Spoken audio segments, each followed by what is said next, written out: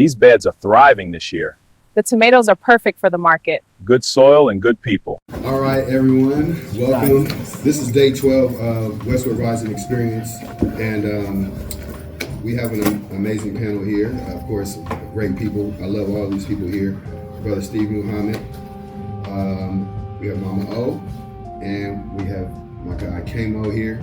Today we're going to be talking about community urban farming initiatives in your area, as well as, of course, we're here, of course, talking about the Westwood Rising Experience and what we're doing for the Westwood Rising Experience here in Westwood and the revitalization. So part of the revitalization for Westwood is the community urban farming initiative that we have with Dayton City Farms.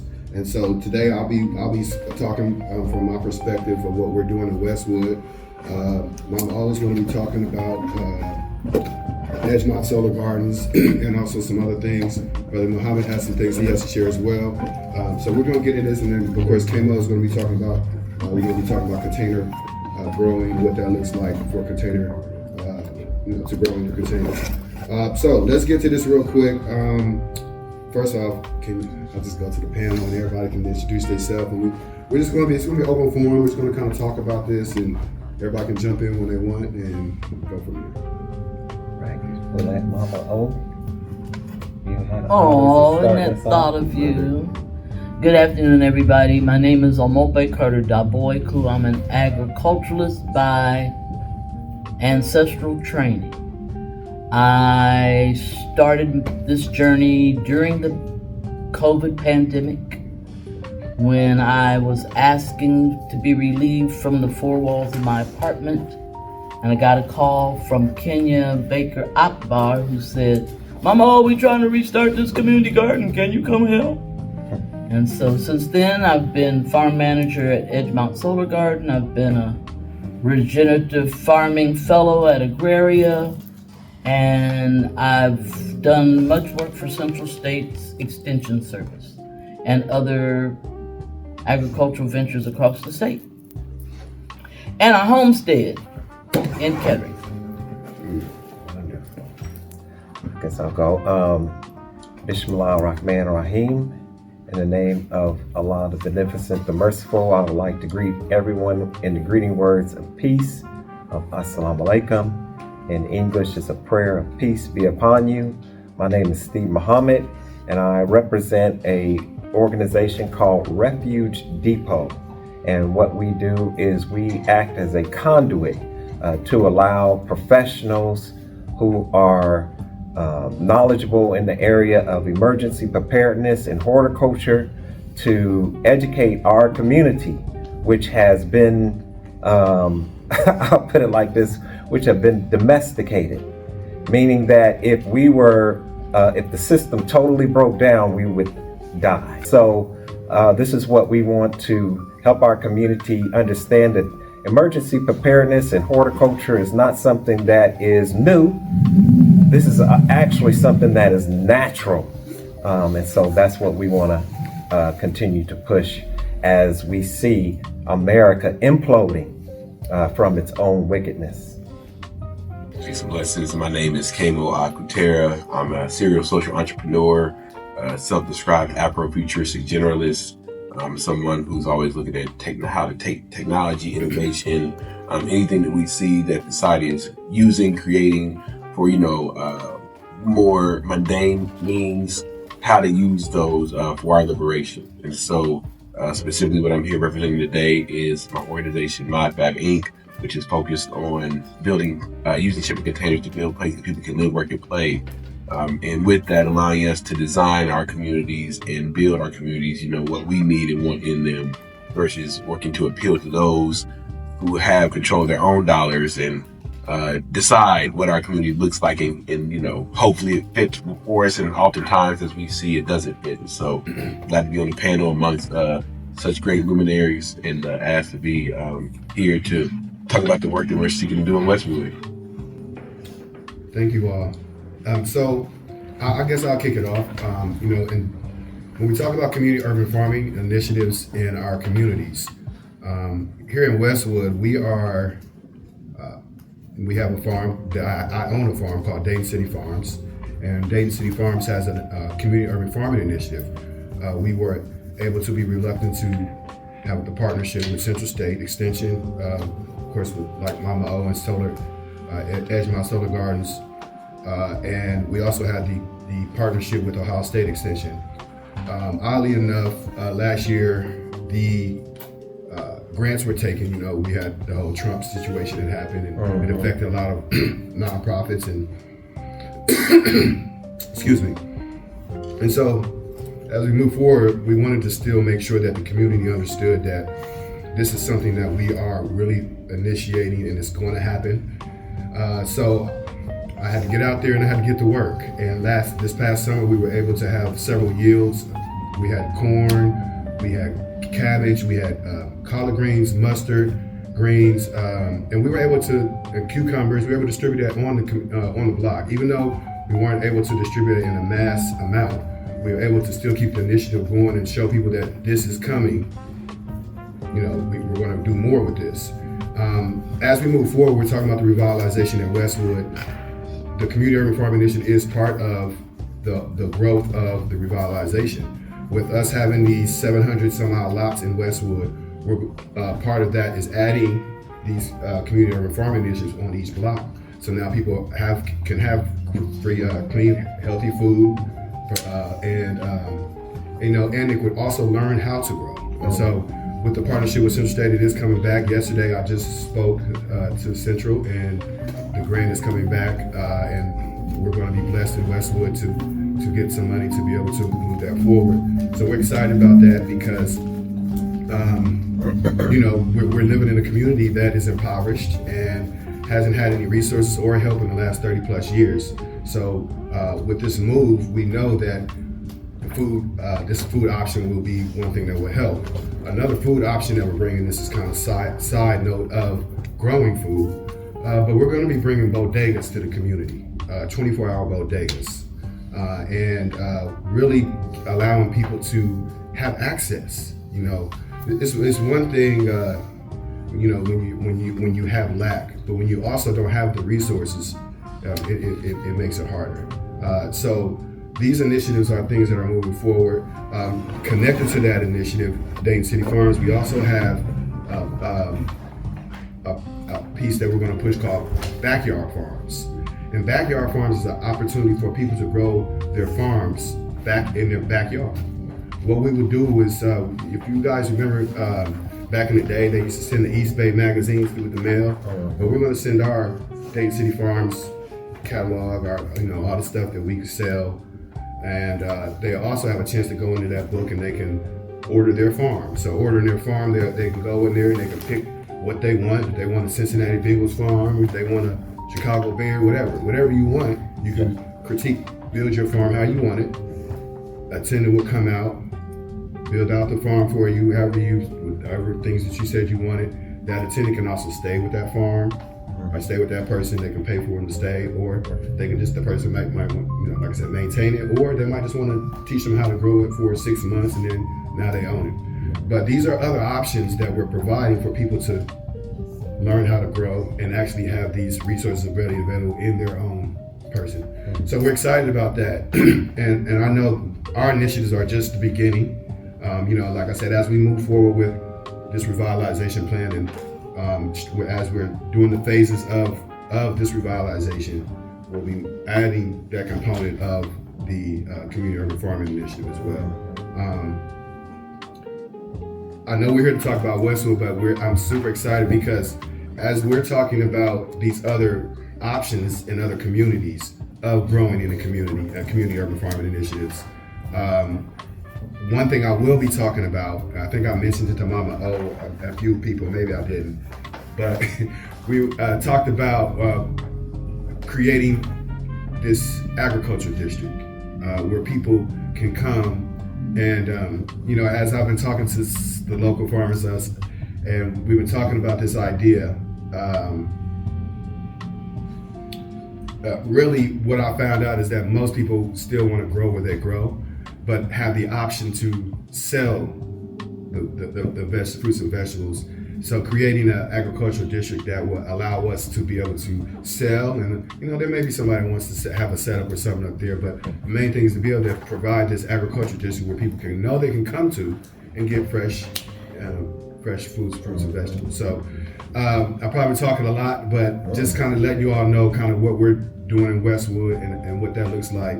I definitely want to hear more about what you all are doing, because even these initiatives will be connected and combined. We already all work together in some capacity. And so as we move forward, these things that we're talking about also benefit our community as well. And so I guess, I don't know who wants to start. We'll go with you last, Kamo. We'll start Mama O. Absolutely. I'm sitting here contemplating the depth and breadth of all that's been said up to this point. And I'm gonna reach over here and touch my good brother Stephen, because he knows I love him. But we don't necessarily share the same vocabulary. I appreciate what you said about domestication. Yes. But some famous person someplace said, nobody else can make you a slave. You have to perceive yourself to be one.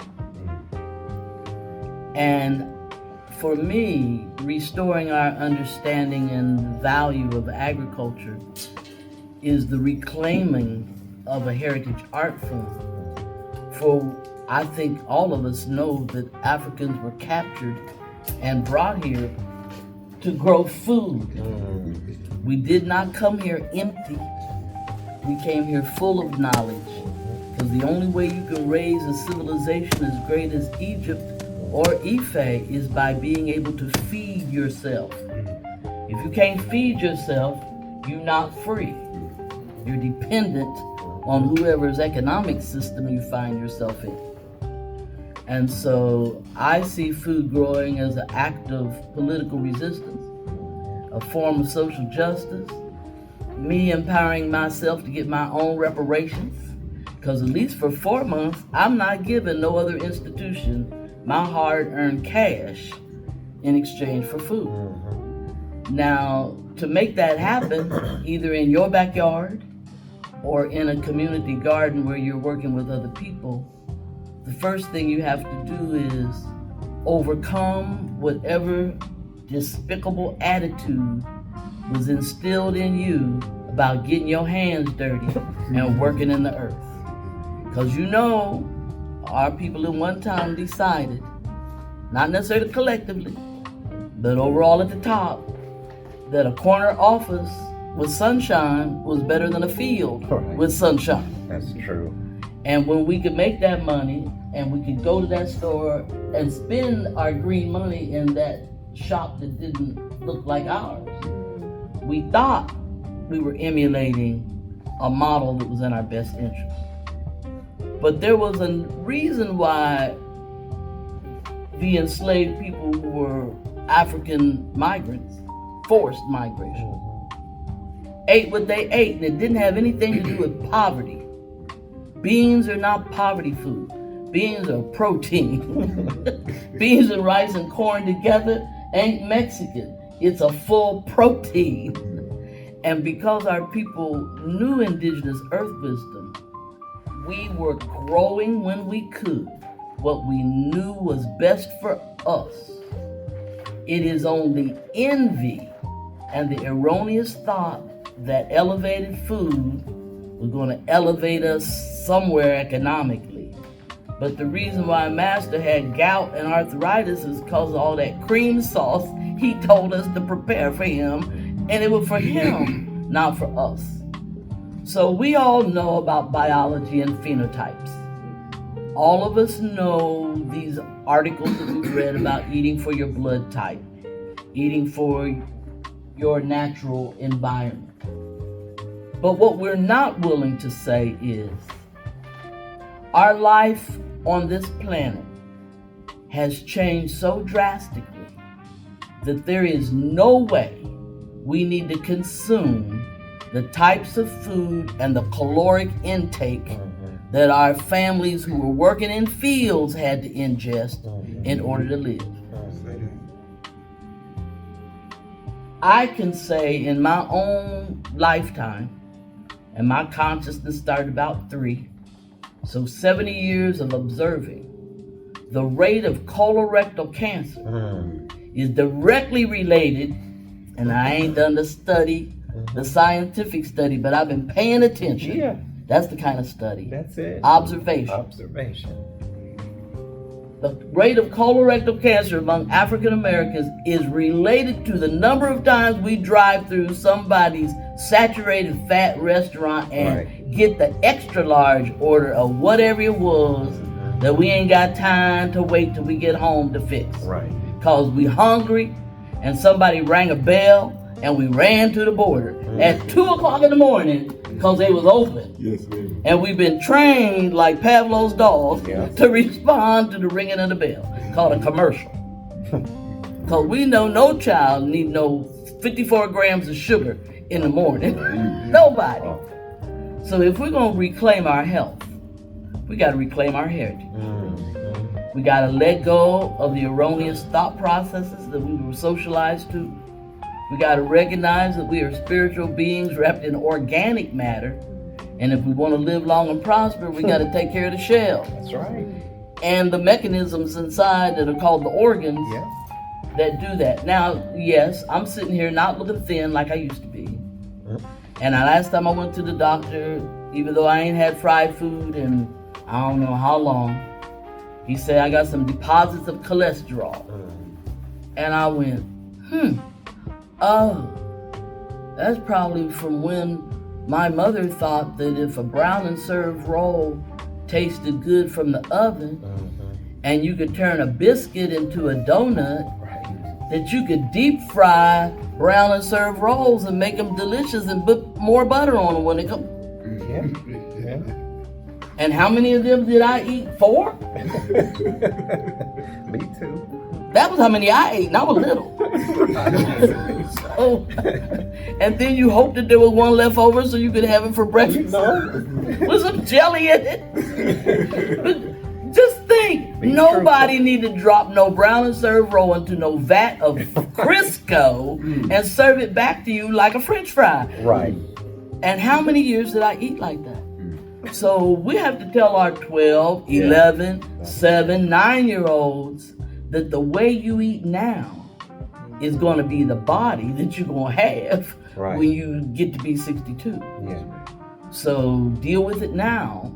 Don't wait till the doctor hands you a prescription and say you need to go take this pill to fix the behaviors. They ain't even going to fix it. To tamp down the symptoms caused by the behaviors that you executed when you were a teenager. And that's a lot. And in between that is, if you really want to be a part of the reproductive system, you better eat well. Because if you produce something that is not well nourished in its incubation, it is not going to be long-lived or healthy for the duration. And asking to receive a new soul to nurture is one of the highest responsibilities ever created.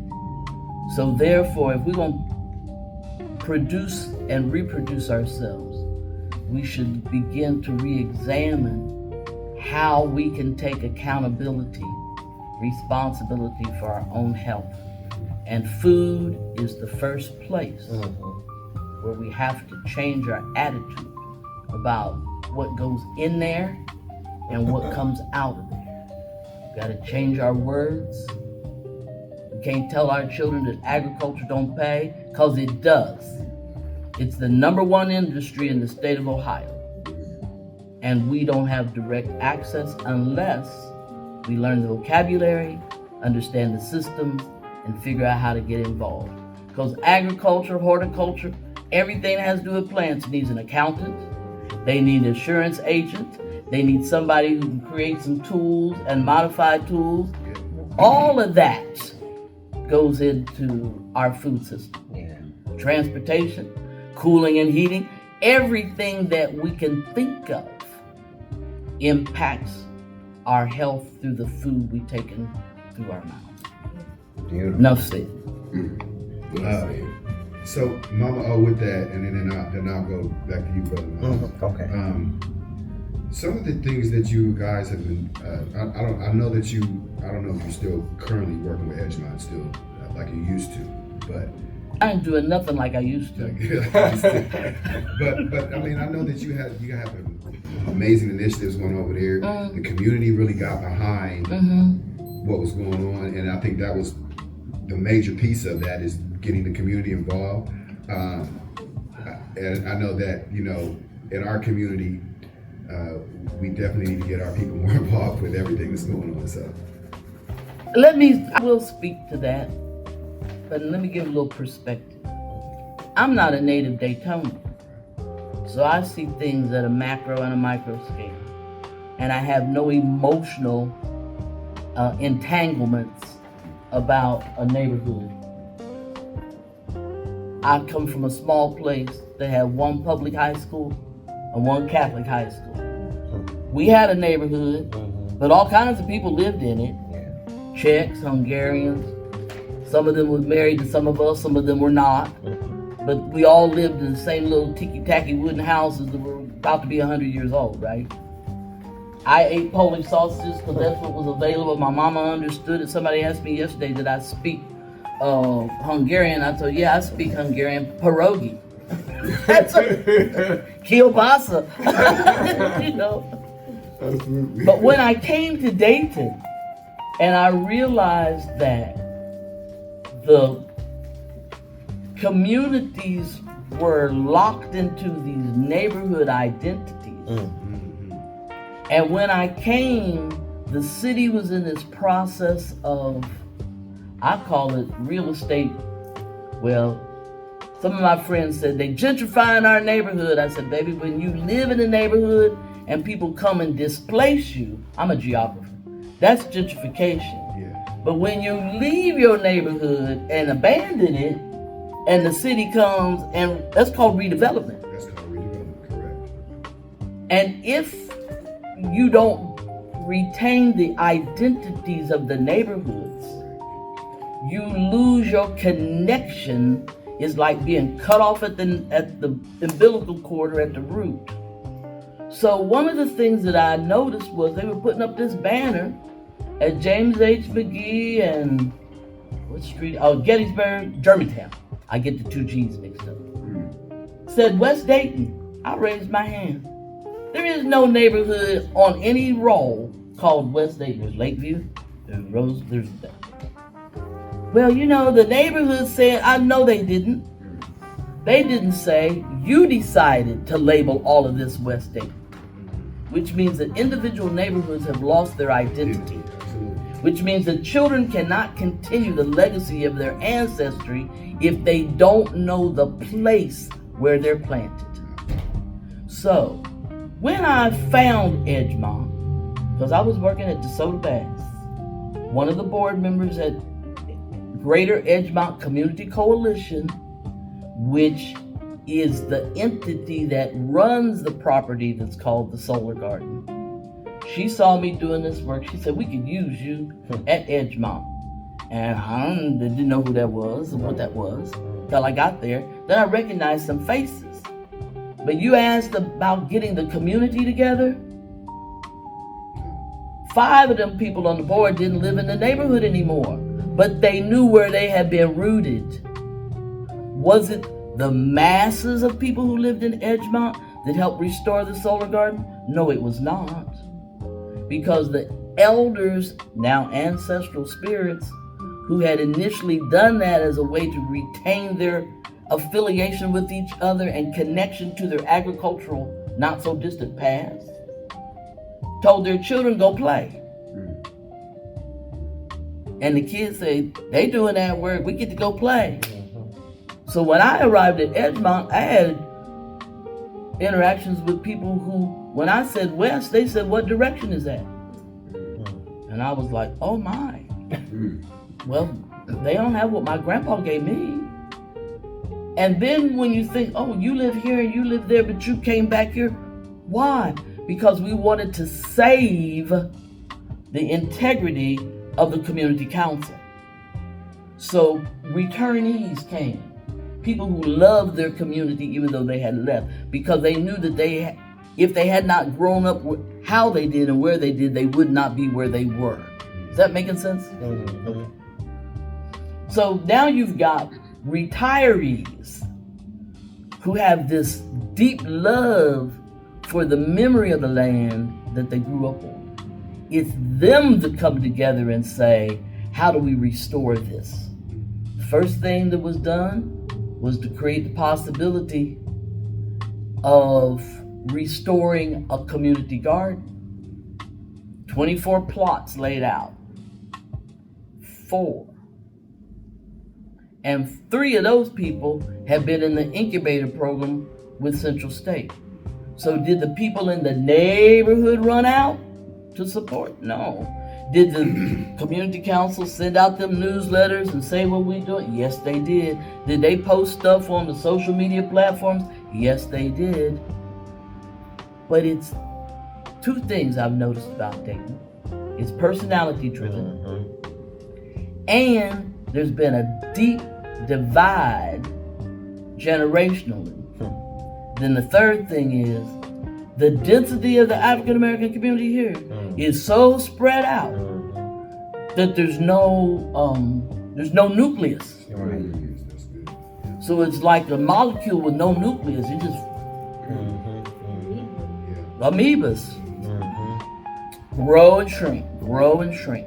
Yeah. Maybe divide, but if we divide, we don't remain linked. Now I'm over here doing my thing, and I ain't gonna do your thing. I'm over here doing my thing, but you're both doing the same thing. You're replicating the same effort, Yeah. but because we can't share glory, Come on, give it up. and it ain't our glory, it's the glory. That's right. We're just representations of the divine. We can't get the job done. Just imagine, here's an old piece. Master look out the window. All his property got hoes in their hand, sticks and shovels. They out there in the field just a whacking. And they singing. And then their feet's moving. And he said, oh, look at my people. They so happy they singing and dancing. No, we wasn't singing and dancing. That was the mechanism for planting. Getting on the same rhythm, Yeah. moving on the same beat, cause share work make light work.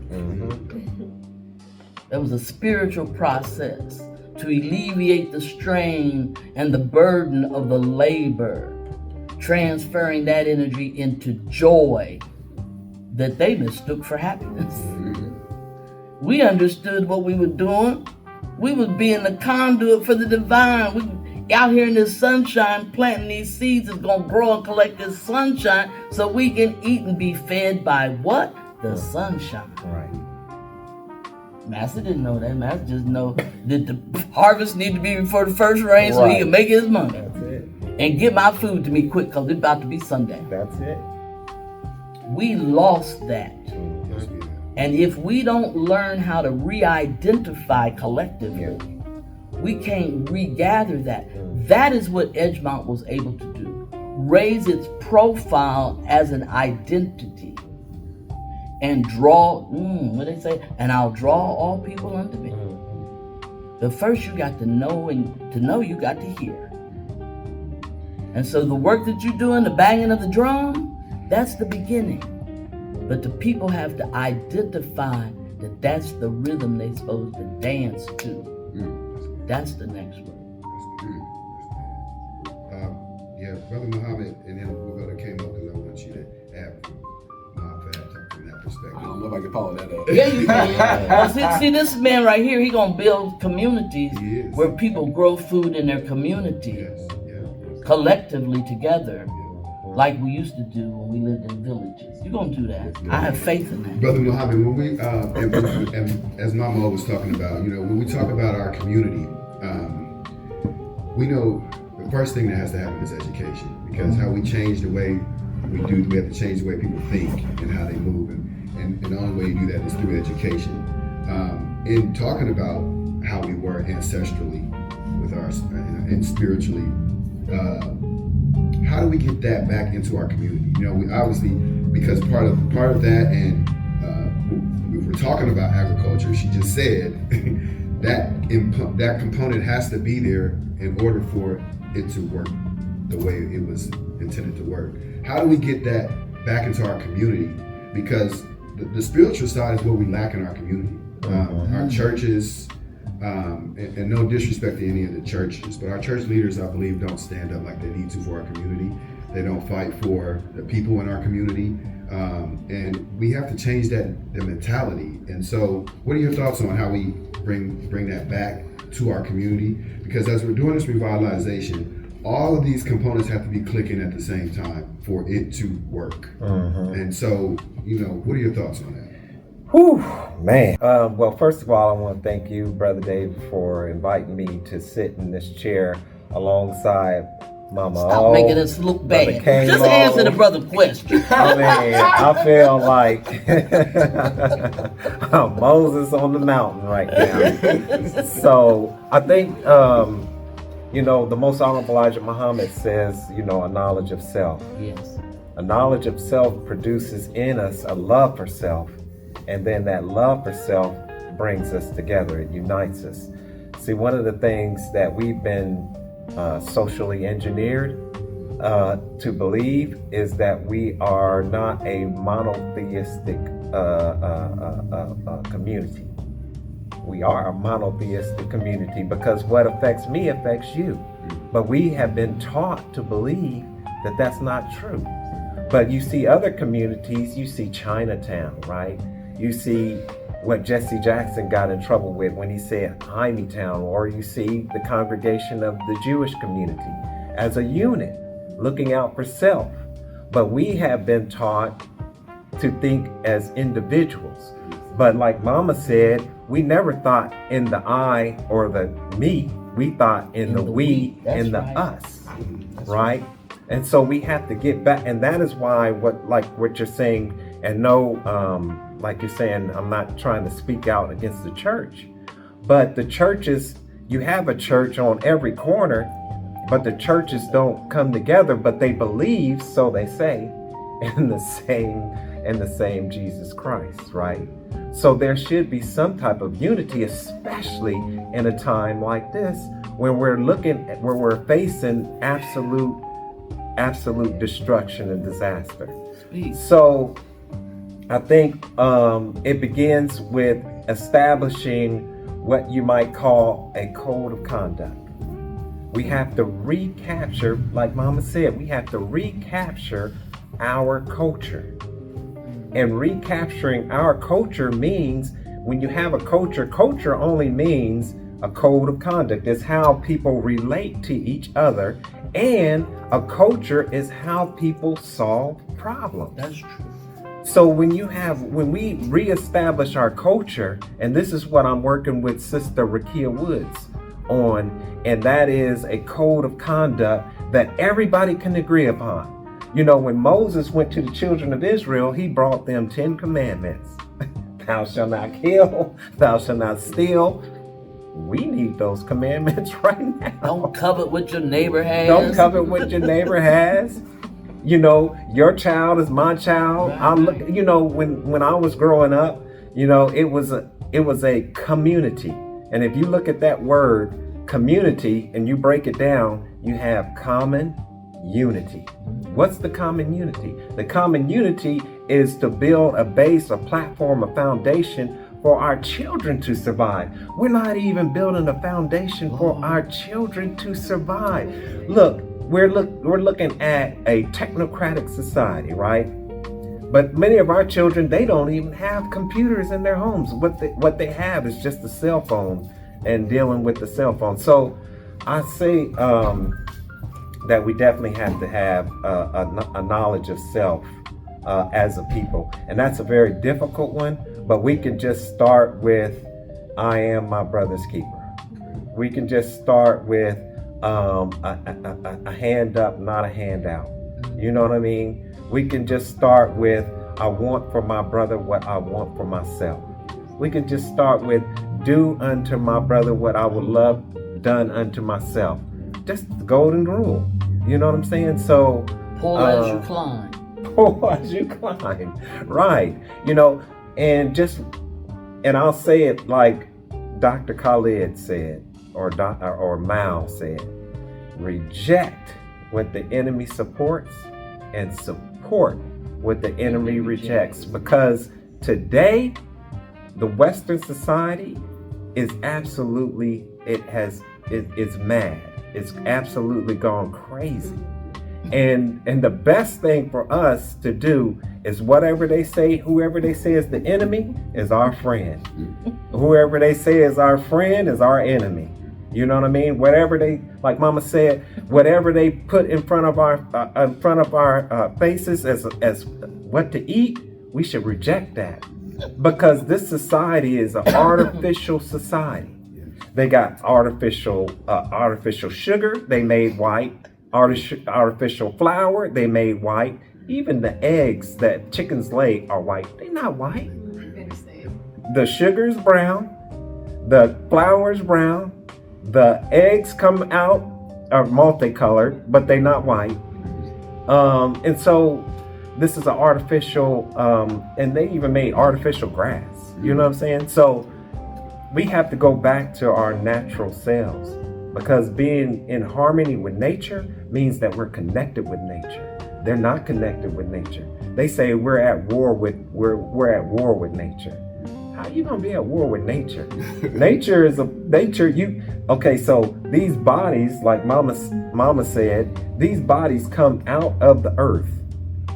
And I'll get to where we're at with the agriculture. So the body comes out of the earth, but the body is just a vessel for the spirit, right? So we're spiritual beings encased in a body. Now, what the key though is that in order to sustain this body, you have to eat from which the body came out of, which is the earth. The most honorable Elijah Muhammad said that we can't go to another planet and live on that other planet because it doesn't have the same chemical composition that is absolutely as this.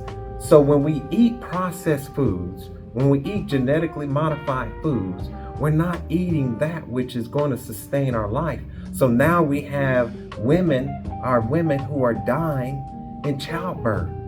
We have our children who are dying in the first year of life, infant mortality. We have black men. You're not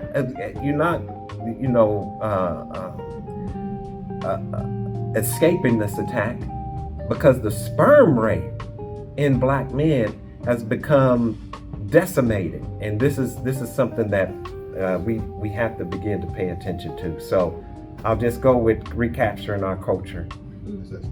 Before we step,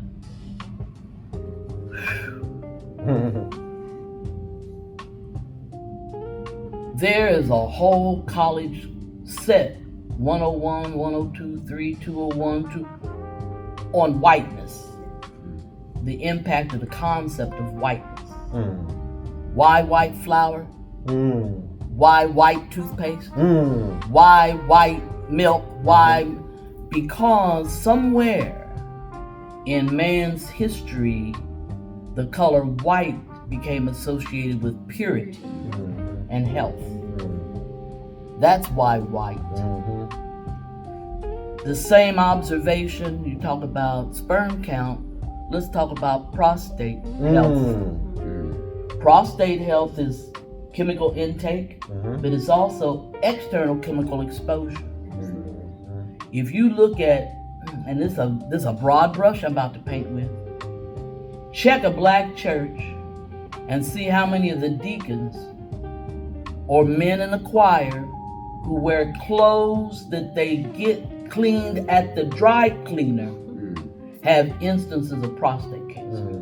Because the chemicals that are being used in the dry cleaning business are carcinogenic. But what were we told? Well, give one of them good jobs. You ain't gonna have to wash and iron nothing. You can take all your stuff to the cleaners.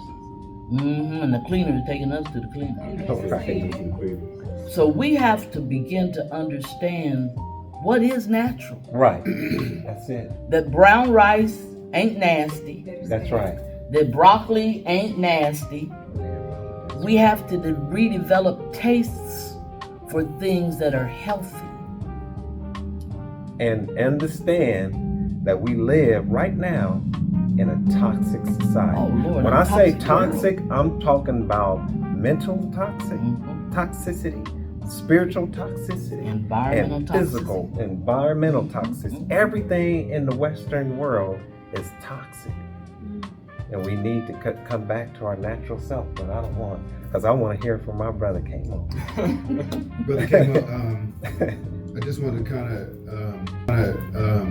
in the conversation, in light of the conversation that we're already having, what are your thoughts? I mean, I know MobFab has created some community urban farming initiatives through the build of the container homes, and I guess in correlation to what we're saying, how does that work within the community? I know that we're talking.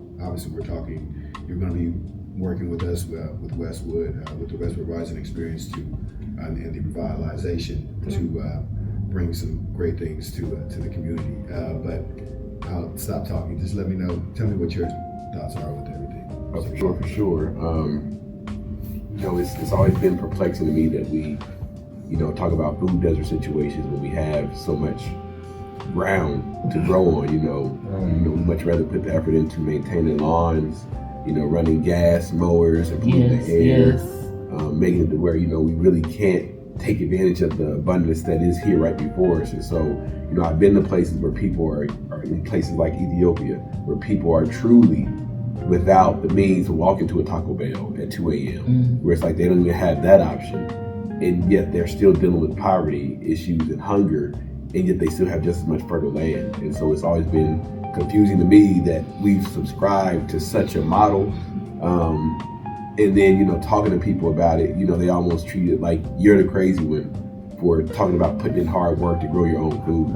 And so my mission has been for us to reclaim our identities in being producers in every possible facet, by providing the infrastructure, the buildings, the places and spaces that we need in order to do so. And so beyond just housing, I share oftentimes with people that is, for me, the housing is low-hanging fruit. We need places to live, but if that's all we have bedroom communities. And we already see that, where we have to drive 15, 20 minutes to eat the poison that they have available for us. We don't have options to go, especially in a place like Dayton, very few options to go and eat healthier. Whether it's buy health food, which most of the health food stores are out in the suburbs. They're nowhere near the community. We have maybe one, and I would challenge that it's not really health food per se that they're selling in that one. So even the concept of health food, being a pill or a powder, these convenience items, to make it faster to get the nutrients that you need, it's all just out of whack. Like, mama and brother are saying, we are completely living in an environment that's designed to bring us to our demise, and while we're here, keep us off of our square so we can never, attain the self-actualization that we're all capable of doing. Like, we can never get there if our bodies, our minds, and our spirits are broken beyond repair because of the things that we intake through our five senses. And so the container-based infrastructure for vertical farming, for me, is something that's near and dear. It's as important, if not more important, than the housing, because even if we have housing and people are hungry, then you just have, brand new tombs to put people in. And I'm not really interested in just trying to make a large effort towards housing and acting as if we can leave the other components out. We have to build our corridors. We have to get into agriculture, industry in general, and the places and spaces that provide that aren't going to be built by the powers that be that are seeking to, maintain this kind of dismal reality. And so the container-based vertical farming is meant to address those the food desert issues that they claim. Those are artificial manifestations, by the way. There can't be a food desert unless we were living on a rocky island. So there's no way that we can be hungry and look outside and see dirt and grass, and aren't doing anything about it. I can do a victory garden in my own backyard, and I'm a person who always seeks to take it as far as possible, the impact that I can have, to maximize my time on this planet, not just being self-serving. And so we have a client in North Carolina that we worked with who had a model that he asked us to design the infrastructure for, where you can grow 20 tons of food in 640 square feet, to allow, you know, in environments like Dayton to grow year round, regardless of the circumstances, especially if, you know, things get worse. You know, imagine, I don't want to talk this up, but we go to some type of nuclear war and, you know, you can't grow outside anymore. You know, like the soil is contaminated. What do? You have to create a secure environment, a closed environment that would allow you to do so. So I'm thinking ahead in these ways, like if push comes to shove, how do we make it where they couldn't just come and burn the fields down and make it where we, you know, we're basically, we're retracing backwards the progress that we would have made. You know, we have to protect food because food is the most important, you know, asset that we could possibly have, because without the nutrition, everything else, nothing matters. If we can't eat, we can't drink clean water, and that's another approach that we're looking at, is using containers to house atmospheric water generation systems, to where, you know, even if we can't use the water from the grid, ideally we shouldn't, we're able to pull water out the air, you know, and filter it and make it to where it's now potable. And they have container-sized systems that can produce 5,000 to 10,000 gallons of water a day. You know, you can make those off-grid and make it to where it's completely self-contained in that system. And so I'm really looking at how do we take these containers, which are in and of themselves a waste byproduct of the freight industry, and put them to a use, not just in the residential sense, but in the commercial, in the industrial, in the retail, you know, in every possible way, so that we can define and, you know, design our realities going forward. Can I say something to my brother? See, this brother and Mama O and individuals like us, you know, this is something that when we had GM and when we had all these good, nice jobs, we didn't pay attention to people who were growing food, who were talking about self-sustaining systems. We were looking at the individuals who had the bling bling, had the nice car. You can't eat your car. You can't unite with people who look at you with a disdain.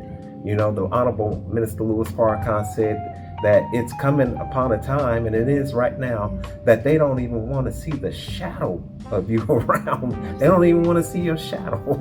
You know what I'm saying? So when we talk about self-sustaining, those things that he's talking about, once again, that is not the fringe. That is the norm. The Honorable Minister Louis Farrakhan said that farming is the engine of a nation.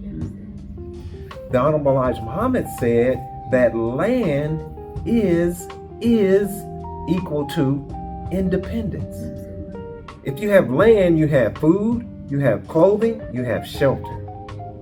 So, you know, what they're saying, I mean, it's a beautiful day, and I think our people are beginning to wake up to this slowly but surely. But the issue is that we have to move at an expeditious speed, because right now they're talking about going to war with Iran, and I'm not selling, I'm telling, right? I'm not selling, I'm telling, because we're looking at a famine coming, and this is very serious. And when I say a famine, what I'm talking about in this book, I'm outlining that all of the things that we saw of history that caused the famine, all of them are converging in a perfect storm right now. We have extreme weather, which is causing certain grow zones to shift, which means what you were used to able to grow in this zone, you can't grow that no more. But you also have the extreme heat, you have extreme cold, you have insect die-off. If they go to war, you're going to have supply chain disruptions, which means that your grocery stores may not even have food on the shelf. And we saw that already. We saw that. And this is the thing, is that in Palestine, they had food, but the food was so expensive, they couldn't afford it. So now, not only do maybe you have less food, but you got food inflation, and then they got what's called shrinkflation, which means that if you get a bag of food, it might be half empty. And you're paying more. And you're paying more. So this is an urgent clarion call to our community, particularly to the churches, because the churches have to be they have to be that tool that helps get the word out. It's time to stop believing in this ghost spell that some ghost is gonna come and save us. God put it within us. God put it within us to save ourselves. And this is the we. This is the us that will. We are, as Brother Amaha has quoted, we are the answers that we've been looking for. Absolutely. Can you tell us your name? And because I wanted you to kind of, your background is so amazing and interesting and vast, and we're just honored to have you here in our community in general, and we need your help. We need your help. But we're going to talk about that. But can you just kind of tell people some of the things that you've done, and in correlation to what we're talking about as well? Yes. Some of the experiences you've seen with this revitalization, or the food aspect that we're talking about as well. Yes. Okay, my name is Jasmine Henderson. My trade is historically a community organizer, but I would call myself a cultural worker, because I also do all holistic means of making sure that we rematriate and repatriate back to ourselves in our indigenous culture. I can just say, to make a very long story short, I've worked in these systems. I grew up not even understanding that I was a community organizer. I was just going and getting resources for my people. And I looked up and I was 18 years old and I had started community organizing. And I spent up until 2020 working within all these systems, these structures, this Western society, trying to change policy, trying to do things their way, trying to get people to vote. And overwhelmingly, I saw my people becoming more unhealthy. I saw my people becoming more poor. I saw my people becoming more spiritually and energetically depleted. I saw my people giving up, and I knew that there was something that was wrong and there was something that had to change.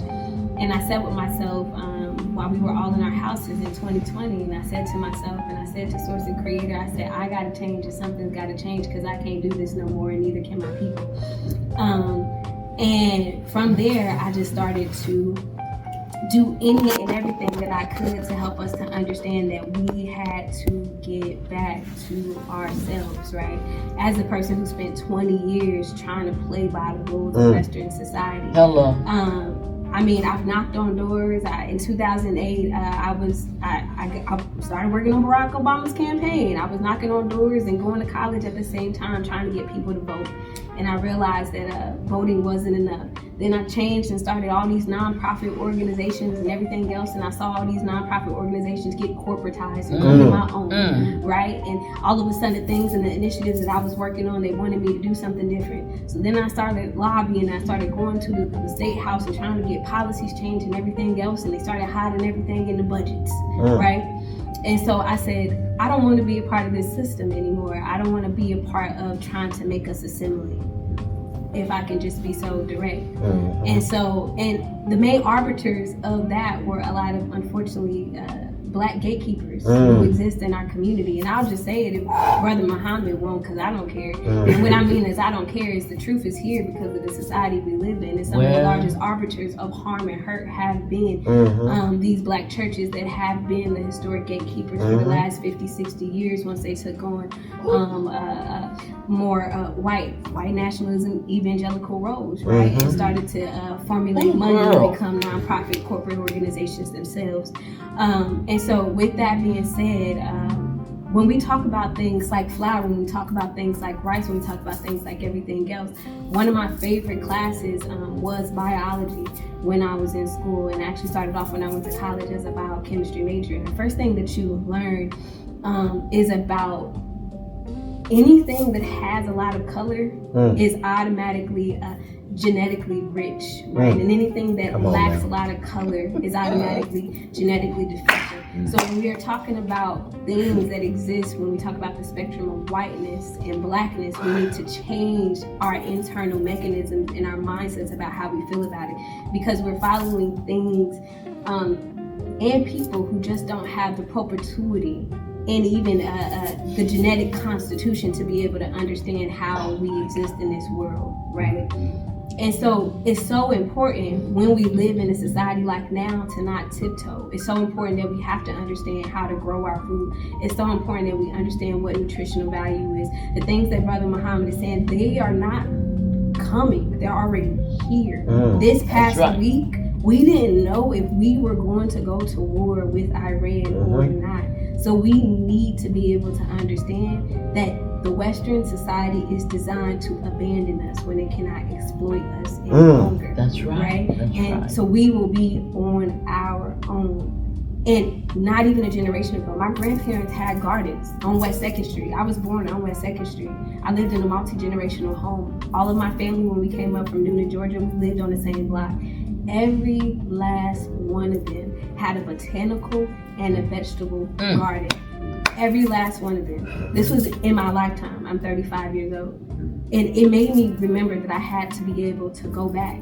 And I needed to return back to what my grandparents did. I needed to go back to the roots of that. And I needed to take the people in my community along with me. Because all the things that we tried to get ourselves away from, like we talked about the beans and rice and all of the meals that we would cringe at our grandparents for making all these other things, we have to get back to. Because we don't have a choice. And it's a reason why they were like that, because they were literally connected to the land. They were connected to the things that the people who formulated Western society had no idea about how to be able to tap into. Like you were saying, how we were singing and being vessels to bring down and calling those things, and they were calling it joy. But also, they was calling it happiness. They was calling it happiness. We were experiencing joy, but we were also transmuting pain. Yes, we were. For hours joy. And absolutely, That's right. of unbreakable labor, and also epigenetically the sorrow that we have from not being able to be able ourselves and to fully express ourselves. Amen. So if you don't believe in the things that we're talking about now, by the end of 2026, I bet that you will be, because the world is going to catch up to a place where things like what we are saying will not sound radical. They'll sound like everyday language. That time period is coming where when you go into Kroger's, you won't be able to afford what goes into Kroger's. And baby, let me tell you, do you want the meat that come out of Kroger's? Because I know that I don't. Right? And so that's why it's so important for us to be able to build our own communities. That's why it's so important for us to be able to revitalize who we are. It's so important for us to lean into other forms of economic value rather than the dollar, and to see community building, to see us growing our food, to see us being in charge of how we live, and building healthier homes and building healthier third spaces where we can spend time with one another. That's a type of economy that we can invest in today that doesn't need the approval of government, that doesn't need the approval of overseers, that doesn't need the approval of institutions. We need to be able to invest in that today. And you can be scared, you cannot know. The thing is, show up somewhere and then show out. And don't listen to what other people tell you. That you're going the wrong way, or you're not doing what you're supposed to be doing. No, you're living your life in accordance to what your ancestors did, right? When they built some of the greatest civilizations in the world, right? And we're only about 600 years into the civilization, and it couldn't even make it that far. So that should tell you everything about the air quote technological advances, the cultural advances, but also the spiritual perpetuity of the people who claim to be in charge, right? And so, I was just inspired by the things that everybody said up here, and thank you so much for just even inviting me over here, because I was just wanting to be a spectator and fly on the wall, because it's my favorite place to be. But also, it's just because I'm a truth teller, and I don't shut up for nobody, and can't nobody shut me up. I like that. I like that. So, it's so great that you're saying all this, because when we tie it back into what we're talking about Westwood. Westwood is a community. 87% of our community are African Americans. So when I'm talking about this revitalization, we're talking about our people and getting behind. Our community in Dayton needs to get behind this revitalization, because this neighborhood is the oldest neighborhood in Dayton. It's our community in Dayton, where our Black people came from. A lot of our people left, but we know that everybody in Dayton either knows somebody that lives in Westwood, or grew up in Westwood, or has family in Westwood. And so, with that being said, we have to come together as a community to rebuild what is ours. We're super excited about this movement that we're doing here in Westwood because we're taking our community back. Yeah. We already have a Black investment group that's already tapped on it, and we're really moving, what's the word? Forward. Fast. I was going to say that too. And I'm excited about Camo, of course, because he's part of the answer for our community. Him along with the developer by the name of Kevin Clemens. And we have a couple other people that will join the team with this move. So we're super excited about that, and we want to motivate our people to be a part of this. If you see in this room right now, behind me, folks, we lack people. And this community cannot change without people. We must get our people involved. And how you get involved in your community is through your neighborhood association. Your neighborhood association is the governing body that is the voice for you and for the community as a whole. So when you have issues, you have things that you want to change, we cannot continue to keep waiting for a community just like Westwood, we can't wait for a city that hasn't done anything for our community in the last 30 plus years. So are we going to continue to have our hand out and waiting for help? Or are we going to come together and change our community together? Brother David, first of all, I want to give acknowledgement and gratitude to the families that developed these brilliant minds on either side of me. And toward that, I want to thank Brother Stephen for reminding me the power of protocol, expressing gratitude first. Absolutely. And the thing that I find unique is how powerful it can be when you don't speak from your ego, but you speak as a vessel and echoing the sounds of people whose paths we know have been productive. And so I want to circle back because you said about neighborhood associations. You asked me about Edgemont.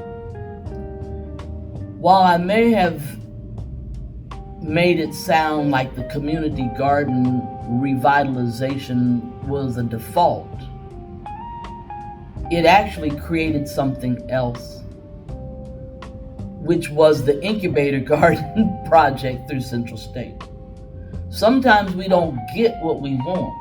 We get what we're supposed to have because that's what we need. Right. And so our desire and our dreams may not match what the Creator wants to send us. And we have to learn to recognize how to utilize the resources that's given to us. One of the resources that is given is that individual who never leaves. And you asked about Edgemont. Their Greater Edgemont Community Coalition is led by David Roberts. He's the president. David has always lived in Edgemont. He don't want to live nowhere else but in Edgemont. Now I have seen him in Greene County at the farmer's store, but he was out there trying to get a bargain, and 35 was zoom, no traffic, stop signs. But David is dedicated to his community that raised him. So he has deep concern for the recreational spaces he played on as a kid, the school building where his grandma taught him, or his mama taught her grandson, his sister who moved back into the community so that she could care for their mother who was blessed to reach 100 plus years old. These are stalwarts of community. And we don't have to be old to become a stalwart in our community. We just got to claim agency and fulfill. Here they are. This one is consistent. He's been talking about the same thing. I've known him for 15 years. Same message. Different volume, same message. This one right here I ain't known for 15 years, but as long as I've known him, same message. This young lady on the end right here, who just heard her said her last name, and I remembered, oh, I know where I met you. I did meet you at Edgemont. And you had a green and white card that said USDA on it. And you were wearing a white shirt. And you was coming giving us some scientific advice on how to manage the water so that we could grow more food. And the soil health. And you still speaking the same truth that you declared your freedom. You know, Sojourner Truth did that, didn't she? She declared her freedom, freed herself, and said, don't matter how many hundred I did, what matters is how many more hundred I could have if they had known their condition. And that's what we sitting here trying to do, is explain the condition. And you right, the supplements are not the same healthy as the college growing in the mineral-rich soil that's going to feed my bones. So I can dispel this arthritis in the body. Because we used to eat greens. Well, some people kept a pot every day. But at least on Sunday, we used to eat them. Now, Popeyes don't carry collard greens. But if they did, they wouldn't be the ones we need to eat no way, would they? They'd be adulterated in some form. So I commend you who are compasses, who going to become the seed atoms for change. Because it's not coming, it's here. I said that to you a while ago. You said something about famine is coming. I said, for some of us, it's here already. Just because we putting stuff in our mouth don't mean we healthy. And just because they call it food don't make it food. That's right. You're right. And if it's in a bag and I got $3 and it only costs half of that, and I'm going to feel kind of satiated after I eat it because all the chemicals they put in it to tantalize my tongue, and don't give me nothing. A bag of Doritos don't even have enough fiber in it to make it worth eating. No. But it got enough sodium in it for you not to eat it. That's right. But it's got that MSG and the etc. that tell your tongue, this tastes so good. Get another bag. Right. We're gonna wrap this conversation up. We'll go through the panel one more time for last remarks. But you know, this is of course today's been an amazing day. Just to be able to give the community some information. I mean, I know there are not a lot of people here today, but at the end of the day, we know that people still need this information, and being able to still put it online is still valuable, and it still resonates in their subconscious somewhere, I believe. Brother Muhammad, can you, we'll just go with you. Okay. First of all, I wanted to once again thank you, brother, for putting this panel together. This was a powerful panel. One of the two things that I wanted to just close out with is, number one, the future is all about the youth. The future is all, please listen to what I'm saying. The future is all about the youth. We have to involve the youth in what we plan for the future. When it comes to growing food, there's a chemical in the soil that when you put your hands in that soil, it relieves the body. When you put your hands in the soil, there is how can you say it? Like a magnet. When we put our hands, you've heard of earthing or grounding or tree hugging. Yes. All of that is real. We have to get back to nature to line up, our electromagnetic field once again, because that will bring us to a higher level. You know what I'm saying? So the future is all about the youth. I'm not selling, but telling. I got a book, Growing Food at Home. Now, the reason why I'm putting this book up here is because a lot of our people are afraid that they're intimidated. Yes. And I want the people to know that in this book, it's going to tell you that all these gurus out there, look, just put a seed in the soil and put some water on it. Make sure it get enough light, because that seed wants to live. It wants to grow. If you walk down your sidewalk, you will see plants growing up through the concrete. Yes. Okay, so growing is not this thing that superheroes can only undertake. You can grow food, and everyone needs to grow food because food will be gold in the future as the economy collapses and the money is no longer good. Food will be gold, and you can barter with that food. All right, so thank you, brother. Appreciate you. Your last remarks. Oh, wow. It's hard for a storyteller to stop telling. GreaterEdgemont.com and is how you reach the folks at the Solar Garden. There will be a new incubator class for beginning farmers coming up soon at the end of March. My own company that does training, writes curriculum and supplemental aids is called Homeside. Have an interest in a composting organization called Glorified Dirt, which is actually the homestead where Homeside is located. My role as an elder who grew up with earth wisdom and agricultural insight is to give back what was given to me. And since it was nurtured and reserved in me, it should have multiplied and should be bubbling forth. I can't call and say my time is short, but my time ain't as long as it has been. And so my obligation is to support the extensions. And by the fact that we're all called together, we are the ones who's supposed to be on this ark. And we are the ones who gonna hold it, because we're the hopes and the dreams of our ancestors. And what you say, brother, say, we the ones we've been waiting for. So, with that said, Thanks. Likewise, I'm eternally grateful for the inclusion because I seek to just be a servant at all times.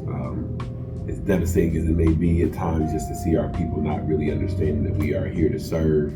And we're not here to preach. We're not here to try to, make somebody do something. We need us to understand how important it is for our investors. And so with that, you can reach me through ModFab Inc. mod-fab.com.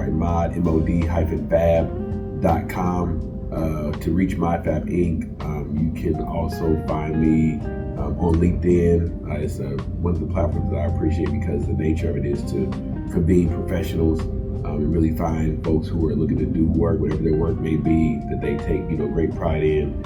And also, you can reach out via, I'll give the phone number to ModFab. It's a AI-driven automated phone number that will give you all the details about what ModFab is doing. It's 937-600-0309. And it rings through to me. It keeps a transcript. It's a clone of my voice, but it also allows me to take those calls when I can't take those calls, and then get back to folks in a timely manner with already prepared for what it is that they want to discuss. So those are my three methods.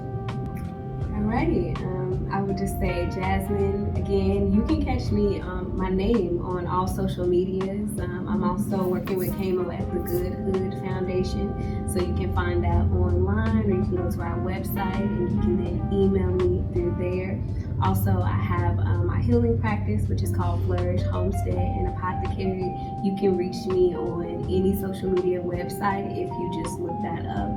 It's the African and the Indigenous memory field that just teaches us about rematriation and repatriation.